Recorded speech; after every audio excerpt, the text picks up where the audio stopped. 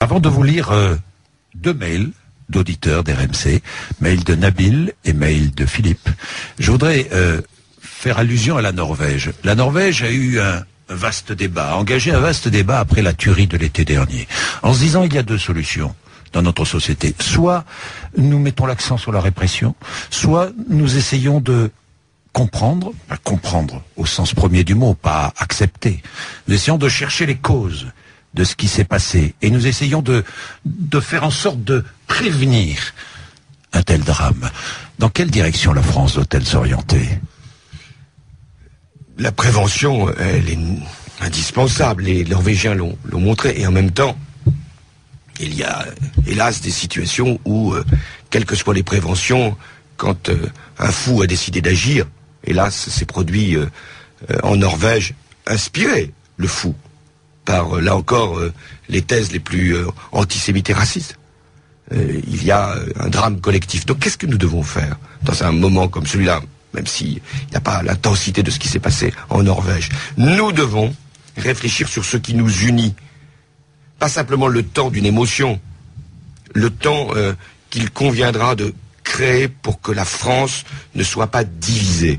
Nous avons nos sensibilités, nous avons nos convictions, nous avons nos engagements, mais il y a des principes qui valent pour tous les Français. Et c'est ça que, à un moment, dans le malheur, nous pouvons concevoir. Il y a aussi une question de protection, parce que ce sont toujours les mêmes qui sont frappés.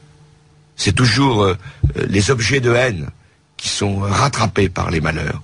N'oublions pas non plus que ce sont souvent des minorités qui, dans la République, sont les cibles. Là encore, ça doit être une leçon de tolérance, fermeté par rapport aux auteurs de crimes, tolérance par rapport à ce que, à un moment, nous devons considérer comme indispensable, tolérance à l'égard d'autrui. François Hollande, je lis le mail de Philippe qui est dans le Puy-de-Dôme. Le discours des politiques, pensez que le discours des politiques encouragerait le racisme et prendre les choses à l'envers. Les politiques sont des suiveurs plutôt que des faiseurs d'opinion. Le racisme monte tout simplement du fait des changements de société engendrés par l'augmentation du nombre des immigrés en France depuis 50 ans.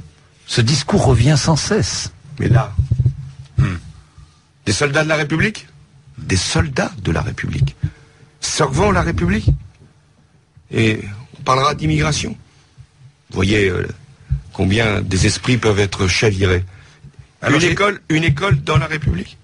Pas une école de la République, c'était une école juive, d'école privée, mais une école dans la République.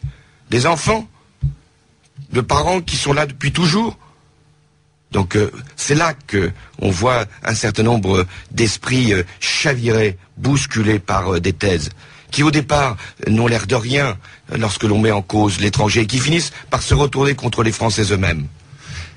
Et j'ai un autre mail, celui de Nabil. Il habite Marseille. Je m'appelle Nabil, j'ai 19 ans, je suis étudiant à la faculté de médecine. Je tiens simplement à partager mon avis avec vous. J'habite dans un quartier dangereux de Marseille. Le racisme, je l'ai connu depuis ma venue en France à l'âge de 3 ans. Cela va des contrôles de police incessants jusqu'aux petites remarques blessantes. Aujourd'hui, à la vue du climat et du niveau exécrable des débats politiques, je vous le dis franchement, monsieur Bourdin, un lien a été rompu. Je ne pense pas que ce soit rattrapable. Je n'attends qu'une chose, finir mes études pour m'en aller dans un pays où l'on voudra de moi et où mon utilité sera reconnue. Je ne peux plus supporter cette impression d'être de passage, comme si je venais constamment de descendre de bateau.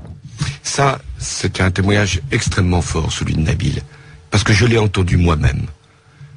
Nous sommes capables d'offrir ici, en France, le meilleur.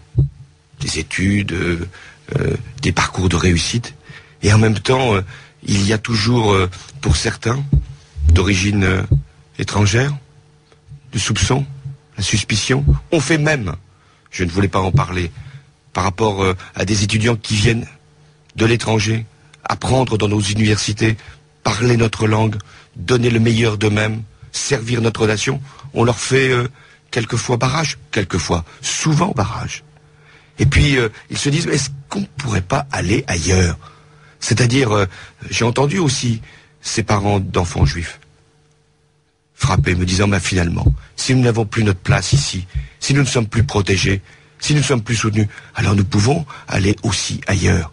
Eh bien moi je ne veux pas que dans mon pays, dans la France telle que je l'aime, telle que je veux la servir, il y ait un seul citoyen, un seul, qui puisse se dire « je pourrais être ailleurs ». Le devoir du responsable politique que je suis, c'est que tous les Français se sentent citoyens de France. Et j'ajoute, quand on est Français, c'est le plus beau nom que l'on peut donner à un citoyen.